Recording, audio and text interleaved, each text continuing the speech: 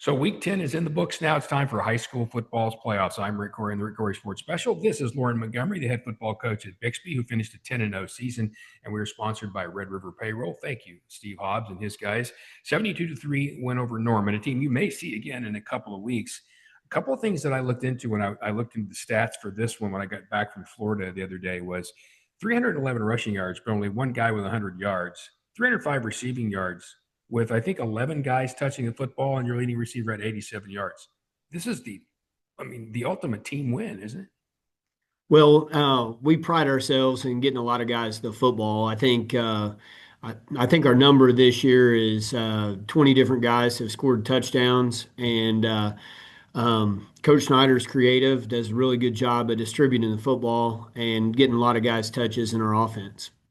And when you take a look at how this played out, you're up, well, I think 28-3, something like that at the quarter, and then 37-3 at the half.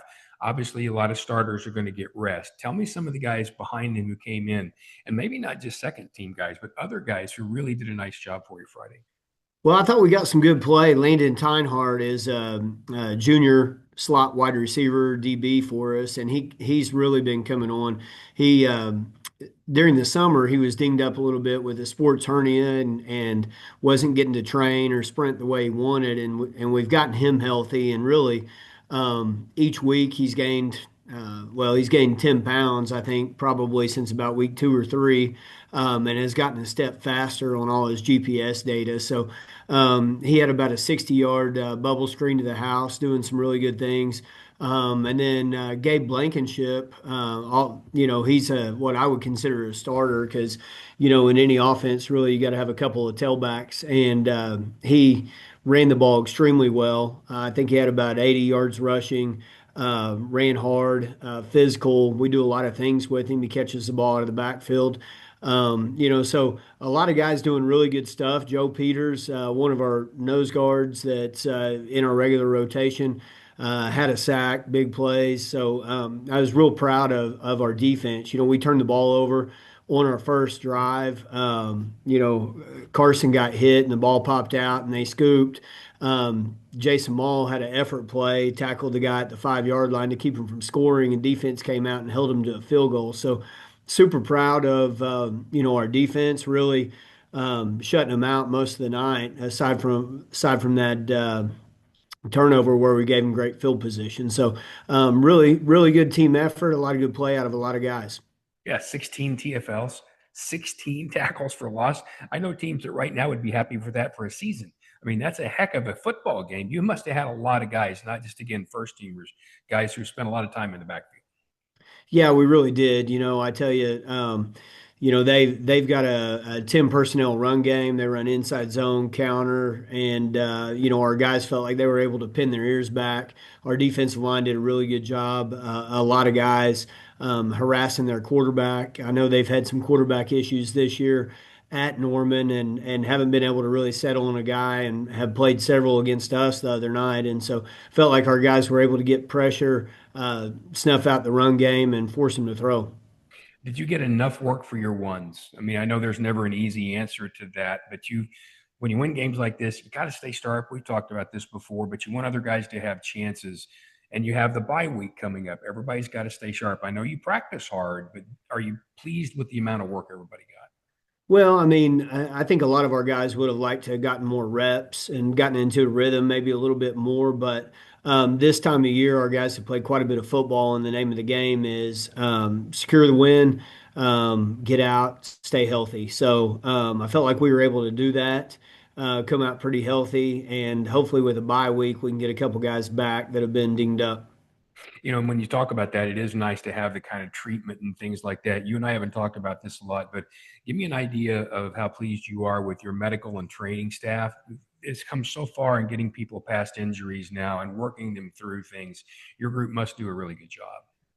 Yeah, Stephen Moss, our head trainer, who's been with us now for 14, 15 years, works extremely well with us. He works well with our student athletes, with the number one goal of getting those guys back on the field and staying healthy. And then couple that with our strength staff. One thing that a lot of people don't understand is the work that you put in the off season is to keep your guys healthy, to eliminate some of those soft tissue injuries and things like that that we see. And so, Dakota Moran, our head strength coach, Drake Gammon, Taylor Solomon, and our strength staff do a really good job of getting our guys ready to play, tracking our guys with the GPS.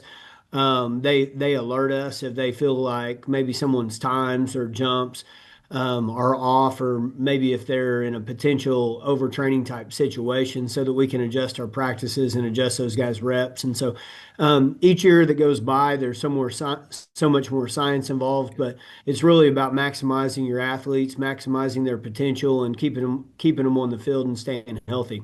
One of the things everybody says about you is that programmatically you do it like Saban, that you do it better than anybody else around here.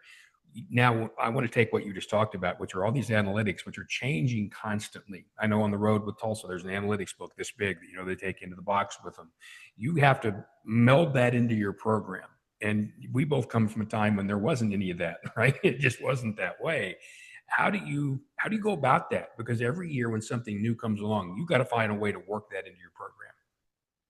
Well, a couple of things. Our vision for our program has always been to be the very best program in Oklahoma at developing student athletes. And so that's a big, big deal what we do in our weight room, in our training room, tracking our guys. And the football community, the football coaching community in particular, is a group that's an open book. We share things really with everyone. And so for us, if we're going to share the things that we're doing that we have success with, we know that they're going to be emulated by other programs, and so we need to be looking for the next best thing. And so we're always open to and looking for that next piece, next bit of technology that might be able to help our program move forward and stay ahead of the curve, so to speak. And so our strength guys, one example of that is we've got a foundation in Bixby called Beef, uh, Bixby Education Endowment Foundation, and they give grants to teachers and programs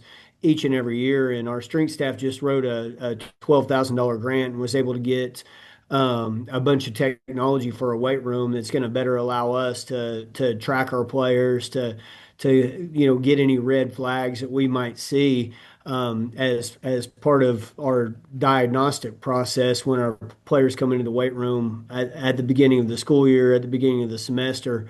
And so doing some really cool stuff with them, doing some really cool stuff with nutrition as well, trying to stay ahead of the curve.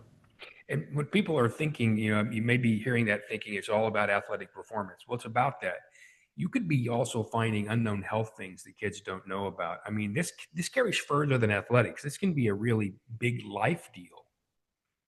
Well, without a doubt, I think football is such a good teacher and such a good classroom for our student athletes. I mean, it teaches them a lot of things, but one of those things is life skills, and one of those life skills I think is being healthy and fit Yep. and working out. And so there's nothing I take pride in more that when we see our former players, 5, 10 years down the road, that come back and see us, and they talk to us about how fitness is such an important part of their life, from not only physical well-being but also mental well-being. Yeah, my son just became a power lifter because of that very same thing. I want to get into some what's coming up in the future, which is the playoffs in a moment. First of all, I want to remind you that we're sponsored by Red River Payroll. Thank you very much, Steve Hobbs. Because if you can imagine what we just talked about with Coach Montgomery, imagine the number of people that are involved in what we just talked about. Well, what happens if you have a business like that? All those people involved, you've got a payroll. Are you the only one doing that, or do you have some kind of help? Well, that's what Red River Payroll is for. More importantly, what Steve and his group are about is being able to handle a really big business in a really small business way. What I mean is, you still know their name, right? And they know your name. It's not like you go in a restaurant, the guy's back there cooking, or the owner of the restaurant, someone's going to come up and tell you they're the server, and that's all you know. That's what a general business is like. But at Red River Payroll, they're going to treat you like that small one, the one you walk up to at the counter, the tasty freeze kind of place, and the people behind the counter and they know you and that kind of thing. Red River Payroll is going to get to know you. And then they're going to do that whether you have one employee or 100 employees or more than 100. They can do that for you. Their technology is top notch. They've invested in the same kind of technology Coach is invested in and Bixby's invested in to make sure your business is best taken care of. You can find them at redriverpayroll.com. And look, if you've got a business already doing this and it's not great, or if you just want it off your back, redriverpayroll.com. Steve and his group will do it for you. All right, so you've got a bye week coming up. We know how bye weeks work because we talked about that. And then you're going to face either Union or Norman. So you could go right back and play Norman again. So the first and kind of obvious question is, if you do, you just scouted them. So how much better does that make it for the week? Can you take a little bit of that time and go back to practice, or do you immediately begin to think they're going to change things? Well, it's an interesting dynamic. I don't know that we've ever played the same team in back-to-back weeks, and so just kind of one of those things that can come up in the playoffs. So that'd be interesting. I know a couple of years ago we played Jinx week 10 and then turned around and played them in the semifinals. So just had a couple weeks there in between, and that was kind of an interesting dynamic. But so going into this week, it's a bye week, and obviously we get the winner of Union and Norman, and so for us. It's a little preparation of both. I would say some of the things that we feel like we didn't execute really well against Norman, we're going to try to clean those up and work on them. And then also taking a look ahead to Union, some of the things that they do, starting to get ready for that as well. Anyone can take a guess, but I think if you dive too deep into one or the other, you may be you never know what's going to happen as a result of that game. And so we're going to touch on both. Fortunately, they both do some different things, and we got to be ready, each and every week for example, blocking an odd front or even front or different coverage schemes. And so this week we're gonna work on ourselves. Number one, we're gonna work a little of each of those teams, and then maybe take a look ahead to some game plan things that we know that we're going to take into the game, no matter which team we play. And so, interesting dynamic, but we're going to get out, we're going to work, we're going to keep it as normal as possible Monday through Thursday, and then Friday we'll scrimmage our young guys. So our JV guys and our freshmen that are staying in football, we'll do some scrimmaging, and then our older guys are going to do some metabolic play conditioning. And then everybody gets a chance to go see a game, maybe? Oh, without a doubt. Yeah, I know. I know we'll be over at Union Tuttle Stadium Friday night, checking that game out to see who we end up playing for sure. Well, just turn and wave to the press box. I'll be up there doing that one. All right. So as you look at the playoffs this year, you go in as the hunted, but you have for a long time. I know we've talked about you work on you. You don't worry about any of that kind of stuff. But as you go in this year, you know that you're a very good football team. We also know that Owasso is really good. We know that Broken Arrow has improved during the year, and Jinx has been very good late down the stretch. But then there are the Edmond Memorials and the Unions and some other teams out there that are just dangerous enough to be dangerous. I find this a pretty interesting year in the playoffs. Not that it's completely unlike what we've had before with a couple of teams that are really looks like better than everybody else, but an interesting year because to me, the at second tier may be as or more dangerous than we've seen. What do you think?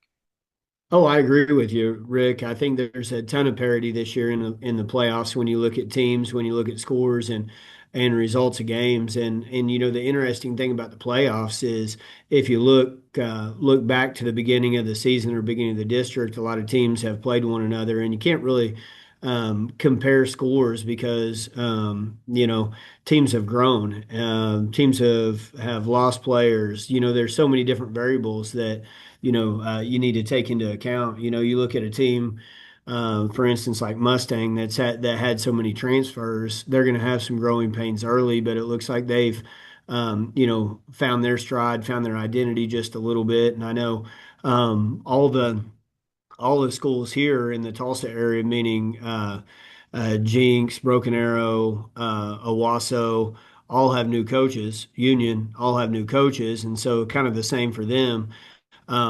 They've started to develop an identity and continuity and a trust level with those new coaches and coaching staffs. And so what we see in the playoffs is going to be much different than what we saw early in the year. There's no question about that, but it sure is a fun time. We got that. I mean, the air is really crisp today, so it really feels like it's time for playoff football. Yeah, it's great. We love this time of year, and we like to emphasize with our kids how thankful and grateful we are to be in this situation where we're still getting to practice and not checking in pads, doing double legs and layups. Yeah. Yeah. Well, when you get that practice the Thanksgiving thing, we'll talk about that one, but we got other stuff to do in the meantime. Nice hat, by the way. Hey, we'll see you out there. We'll have at the press box and we'll talk about it next week.